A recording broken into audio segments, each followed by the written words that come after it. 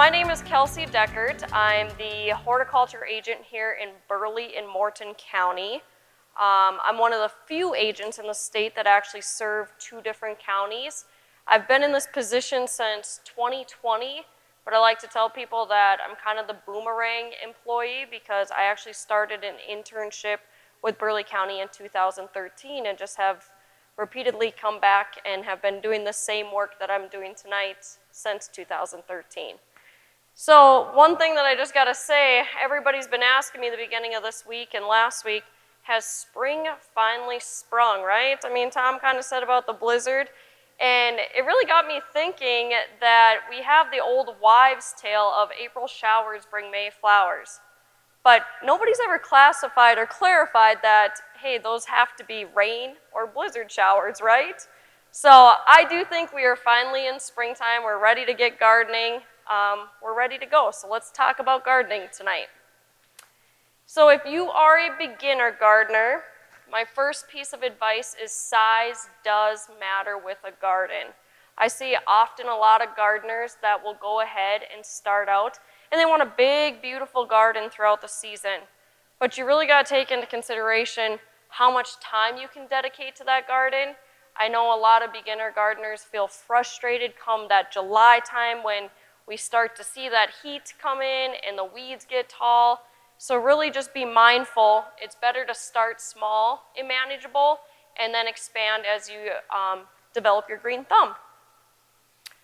One thing I would recommend too is having a garden design. So this is just something really simple. If you're artistic, you can draw your garden any way you want, but actually being able to label where you are planting everything, that's going to help with crop rotation in the future. And we want to rotate our crops every year because disease and insects tend to go after plants in the same family. So like for an example, our tomatoes and our peppers, they're part of the nightshade family. So we would want to move them to a different spot in our garden next year. And if you're going to be really effective with crop rotation, we recommend that family being planted in one spot of the garden every 3 years, okay? If you attended our last session, we talked a little bit about no-till gardening. I'm not going to talk about that tonight, but I am going to talk about container gardening and if you do choose to go the route of an in-ground garden. So the things we're going to focus on tonight with container gardening would be the type of container, what type of soil we want to use, how we would fertilize, and of course watering our containers. So the great thing about container gardening is there's so many different containers out there on our markets. 2 of the most popular, we have plastic and we have clay. Plastic's going to be really good. It's going to be a great option because it is lightweight and it comes with drainage holes, and a lot of times they'll have trays to catch that water at the bottom. Clay is another good option. The downfall about clay is it is going to be a heavier pot, but it is porous. So that too, even a lot of clay pots I see have a hole at the bottom, but you don't need to worry about that with a clay pot. If you're thrifty, you can upcycle. And this is fun. I've seen a lot of this throughout North Dakota and the Bismarck-Mandan area. The biggest thing if you are going to try to upcycle a container, again, drainage is key. If you don't have a drainage hole, let's make some drainage holes. The other thing that I caution a lot of people going this route is, has this container had chemicals in it previously? If it has, I would just recommend to stay away from it in general, although you can, do a good job of cleaning it as well. Soil. So if you are going to do a container garden, a lot of people will ask, can I use garden soil? And you can, but what happens with garden soil is it becomes really hard-like, it's compacted, it generally is going to have weed seeds in it. So today we have so many different commercial mix. Go buy a commercial mix. It's going to be sterile, so you're not going to have to worry about that weed seed or potential of diseases. And the other thing that's great is there's a lot of soils marketed for specific plants. So there's different types for like succulent gardens, for growing raised bed gardens, a lot of options. Watering. With a container garden, it is going to require a little more water. A daily watering regimen is going to be your best option for that because it's not going to hold that water like an in-ground garden would. So you're going to want to water every day. And just an easy way to check if you need to add water would just be the feel test. So I always tell people, just take your finger, go a couple inches down in the soil. If it's dry, give your container some water. As far as fertilizer, again, on the market, you're going to see different fertilizers for different types of plants, so gear towards that. You will want to look for a water-soluble fertilizer and start at half the rate, so like 50% of the rate. And then just as you go, adjust as that plant or your container is growing throughout the season.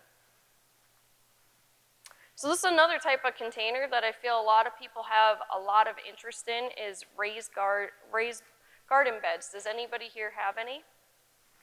Yeah, they're a really great option, especially for people who are elderly or maybe have a physical disability. If you're limited on space, it's a great option as well. Just like a container garden, you know, if you are in an apartment setting or you have a small backyard, you can utilize like your porch for this. If you do have a smaller backyard, it's a great option as well. One concept for maximizing your space would be square foot gardening. Has anybody tried this before? Okay, I have done this a few different times with some youth in some junior master gardener programs. And so we've done this both, I'm going to step over here and talk a little bit on this side, both with in-ground gardens and on raised beds. And so it's super easy to set up, and kids enjoy it. It kind of gets them using a little bit of math, but you can just simply take some string and measure out 1 square foot, and you'll do that all the way across your bed. And like I said, it's going to maximize the space, so you're going to get the maximum amount of plants within that square foot. So just a couple other reasons of why we want to do it. It is going to be less labor intensive. The setup is very simple, like I said. Less weeding, and it's easier to water. It's no tilling. And then crop rotation is going to be achieved by simply moving into a new square.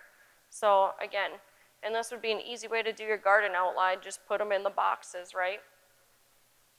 So here's a reference chart. I don't 100% agree with the extra large plants, but the rest of them are generally pretty well. So if you have some extra small plants like radish, carrot, onion, you can get 16 plants into 1 square foot. If you kind of move to our smaller plants, like a bush bean, a beet, or a spinach, now you're getting about 9 plants in a square foot. Medium plants such as lettuce, basil, and marigold, and then there's some additionally listed below. You're getting about 4 of those plants in 1 square foot. Your large tomato, eggplant, broccoli, cabbage, cauliflower, cucumber, okra, pepper, you're going to have 1. So anybody who's raised any of the squashes know that they take up a lot of space. So I would not say they're going to be great in 2 square feet. I would almost dedicate like a raised bed to them, and I wouldn't worry about the square footage on that. So now just moving into if you guys were to go the in-ground garden route. So again, we'll talk about how to water that properly, weeding, pest control, and harvesting. So best watering practices. Anybody know the best time of day to water your garden? Early morning. I always hear early morning. I hear people say 6 a.m. Yeah, we got some early birds, don't we? Morning is best. I would not say early morning. The reason for that being is you actually want that dew to get off your plants. So mid-morning is more the recommendation, or after you have seen that dew disappear. We want to do it before the peak of the day, because if you do it at the peak of the day, you're losing your water to evaporation. So anybody know how much water our gardens require in a week? 1 inch. You are way beyond a beginner gardener, right? So 1 inch of water per week. That's if Mother Nature hasn't helped us out. We need to make sure we're supplementing. It's best to water at the base of the plant. Again, if you were overhead watering or using a sprinkler, that splashing of water from plant to plant can promote disease. So soaker hoses is a great option. There are some downfalls. There are some cheaper soaker hoses that seem to kind of crumble as they age. The biggest downfall I see with the soaker hose is it can be pretty messy, especially if you have a large enough garden that you have to move that hose within the garden. If you buy more than one and you can weave it all the way through, you're probably sitting good, but if you're actually moving it, you might want to put on some rubber boots or muck boots to be out there. Mulch. Mulch is a really good option for being a weed barrier and conserving moisture. Obviously, last year we would take any moisture we could have. So the other benefit of having mulch is it does keep your soil temperatures slightly cooler than your air temperatures as well. Weeding. How many of you guys struggle with weeds? How about last year, right? My gosh. Weeding's a little bit tricky in the garden. The best plan of attack is to attack them as soon as they come. Your options are limited within a garden. Your best method is to culturally remove them. So that would be hand pulling, taking a hoe out there. That's going to be your best option. However, if you do have some that are a little bit more troublesome weeds or they're taken over, you can use a spot spray of glyphosate. So glyphosate is commonly sold in Roundup. There is a lot of different formulations of Roundup these days, so you need to make sure that it is glyphosate that you are seeing and buying. But you also run the risk of it hitting other plants or drift. So I've literally had some gardeners call in and tell me that they will take a paintbrush or a foam brush and they will paint it on that specific weed, which I always say by that time you probably could have just hand pulled it, right? Pest control, I'm not going to get into insecticides or pesticides tonight. Obviously, Tom gave you guys a lot of good education on that. But what I would recommend is to buy resistant varieties. Make sure you are doing a good job with weeding because weeds are going to harbor those insects. It provides coverage, so make sure to get that. When you are growing your garden and it's first starting out, make sure that you're thinning it properly. Again, we don't want to provide additional shelter for those insects if we don't need to. And then also, I mean, besides insecticides and stuff, that mulch too can help. So, like I said, it can help just kind of keep them off. Anybody know what that bug is there? It's a ladybug. I actually just talked to a group a couple days ago that said, well, that bug's got to be killed. No, this is actually a ladybug in a younger stage, so don't be frightened by this. And like we said, promote some of those natural enemies. So like ladybugs are really good. There's some parasitic wasps. A lot of ones like praying mantis, so encourage some of those and just think about whether or not, if you are going to use an insecticide, what kind of enemies you may be taking care of with that insecticide. Here's a problem, moving from pests into rodents. We got lovely little rabbits, gophers, pheasants, deer. Seems like anything that's hungry, right, and can get in a garden will get in there.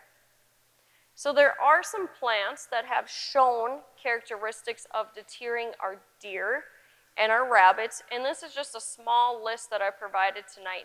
If you guys are looking for more extensive plants, go ahead and just do a Google search on plants that deter deer or rabbits and put the keyword extension or university behind it, and you'll find some extensive lists. The great thing about a lot of these plants is these are actually pollinator plants, so they're going to encourage those honeybees, your butterflies, so it's kind of a win-win if you would go this route with them. Scare tactics, of course you guys can use that. I've seen the owls, I've seen tinsel, pie tins, wind chimes, noisemakers. I like to tell people, just like a lot of our hunters in the state, right? We put out blinds in the fall because we want to be able to shoot a deer out of the blinds. Those deer are going to be curious to start, but they usually become accustomed to that. So this is only a temporary solution. It's not a permanent fix to keep them away. You have repellents. So there is contact repellents. So those are applied directly to the plants. It makes the plants taste bad. And then there's area repellents. Placed in a problem area, it's going to repel by a foul odor. Anybody tried liquid fence before? Works well. Does it smell pleasant? No. It's a terrible smell, but if you want to keep them, a lot of times, I enjoy Tom always telling the story how he worked with United Tribes for a couple years, and they had deer in there, and so he went out and he put liquid fence down, and he said the next day he drove by, all those animals were right around the outside, but they would not go into the garden. Liquid fence has egg solids in it, so it smells like rotten eggs. I do get the question about using cayenne pepper or capsaicin. That does work. It's something that you will have to apply more than once typically, but it will keep even, like, I've used it personally keeping dogs out of the garden or digging around the area. The other thing that we always get questions about is, okay, can I use mothballs? Can I use hair? You know, dryer sheets. There's a lot of things on the internet and a lot of old wives' tale. Okay, probably somebody once upon a time threw some mothballs out and the next day didn't see their rabbit. Well, who knows? Maybe that rabbit got shot, right? We don't know that. But there's no research evidence to actually back any of those suggestions. If you want to be the most effective, you will put up fence. Fence is also going to be your most expensive option as well. So with deer, you need it about 8 feet high. Woven wire is going to be best. You can use electric fence, but you're going to want several strands. Rabbits, you're going to want chicken wire. That's going to be recommended. So that mesh, that inner circle should be 1 inch or less. 24 inches tall for cottontails, 36 inches tall for jackrabbits, and bury that 6 feet deep. All right? At the end of the day, if you're not going to put up fence and you don't live out of town and have the option of eradicating it yourself, you know, you're not going to stop a hungry animal. So even some of those plants that deter those animals, if they're hungry enough, they're going to eat it. So just some miscellaneous tips to kind of finish up the night and wrap up. Think vertical. This is a really good option to get your plants off the ground. Again, getting them off the ground, it's going to promote more airflow. You're going to get sunshine throughout your plants, so there is going to lessen the chances of disease and fungus. It's also not going to serve as a shelter for insects. It's not going to harbor them. Overall, it's going to be a lot beneficial for your plants. Grow recommended varieties. Again, if you were here at our last session, you heard that there are recommended varieties for North Dakota, right? And grow resistant varieties. You guys can shop your local greenhouses and nurseries. One thing I would say, if you got leftover seed, don't use old seed. Seed will keep for about a year, and the best way to keep that seed would be in an airtight container in a cool, dark area. Refrigerators work well, but the longer you keep that seed and you try to use it, the less viable it's going to be. And then transplants too, when you're picking out transplants, look for healthy ones. Don't look for one that looks like that. That's pale. That's kind of a sickly plant. You want to look for something that's got a lot of vibrant green in it. We talked about pollinators tonight, so let's not forget our friends who actually make a bountiful harvest by the end of the summer. We want to make sure that we are planting plants within our garden to attract them. So it's great if you would look at having pollinator plants throughout the whole season. Just a couple options again, if you're looking in the spring, crocus, wild columbine, chives. I always tell people that's the way I know that spring has really sprung, when I see the crocuses growing out. Midsummer, look for bee balm, black-eyed Susan, coneflower. In the fall, you're going to have blooming flowers off of your sedum, New England aster, and stiff goldenrod. Equipment, so this is the time of the year before we're preparing to really get in our gardens. Make sure that your equipment is ready. One thing that's really becoming popular too, especially with our elderly crowd, is there is a lot of ergonomic tools. Does anybody have any? So if you're interested in more of those, that's a whole nother talk, but they are gonna be some curved handles on some of our trowels or little spade shovels. It's just to help promote that less strain on your body, but if you would go and do a Google search on ergonomic garden tools, you're gonna find a whole list. So it might be something to look into if you do have maybe arthritis or some pain in your arms and wrists. Lastly, with harvest, we want to harvest at the peak of the season, right? The peak of our plants. There are some plants that you can harvest off the vine. So tomatoes and pumpkins are going to be the easiest, and they're always the ones kind of at the end of the season. We don't know whether or not, frost is going to get them first. And so if there is like a blush of red or a blush of orange on your tomatoes and pumpkins, you can pull them off the vine and keep them in a sunny spot that's going to get the sunlight, and they will ripen off. And my last tip, just because we are so close, for the Bismarck-Mandan area, our last potential date of frost is May 15th. So as nice as it's coming this week, don't get too eager to get out there. I made that mistake a few years ago. Planted my garden on Mother's Day weekend, said, we're not gonna have low enough temperatures. I lost my garden before the garden season even started. With that, I will take any questions from you guys. Go ahead.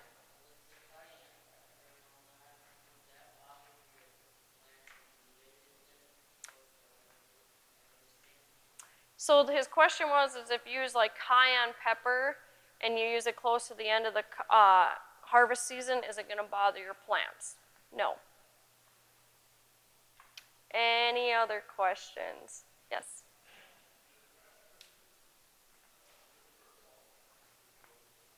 Is grass clippings good for mulch? Depends. If you have a yard that you are not spraying with any herbicides, grass clippings are wonderful. Otherwise, do not put them in there. I've seen a lot of gardeners ruin their gardens by putting in grass clippings, and then their plants show herbicide injury, and I usually ask them, well, did you spray? Well, yeah, but grass is good, right? It provides a source of nitrogen. It does, but you're defeating the purpose if you are spraying it for weeds. Any other questions? Yes?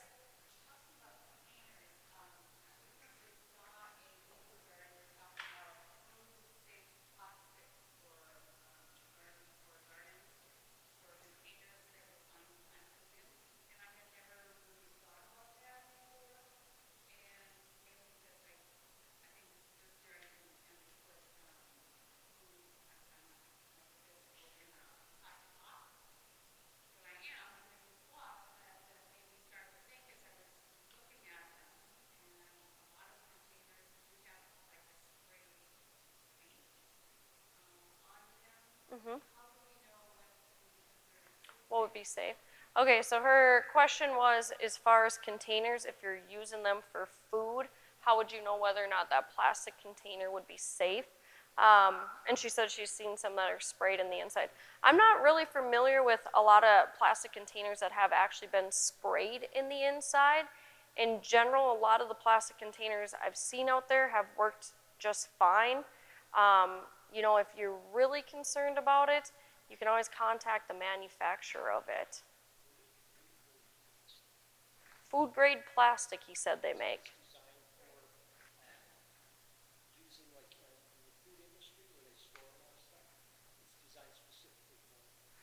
Did you hear me? It's not labeled. Generally on the bottom you'll find a number. Yeah, and I don't recall what all the numbers mean. There's different numbers for different grades. I think the 5 is food grade. I'm not 100% sure. Just might have to check into that. That's good information. I did not know that. I know like the container gardens are really popular too in like senior centers and stuff, because I had a master gardener last year. She did a really great project with senior centers here in Burleigh County, that she had a program called Let Us Do Lunch. And so she actually planted lettuce, tomatoes, anything that you could think of to put a salad in, and so then the senior citizens could harvest throughout the year and have a fresh salad. So that's one thing that's really popular as well, is like themed gardens. People will grow like a salsa garden, a pizza garden, things that they can actually just go and harvest and make something out of. Any other questions?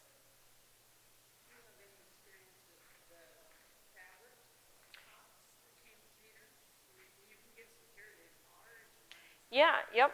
I've seen them. I have not. So her question was if I've ever had any experience with the fabric containers. I have seen them. I have not personally used them. Not used them at all. Any other questions? Okay, if there's no other questions, thank you guys for attending. Have a great night and enjoy gardening.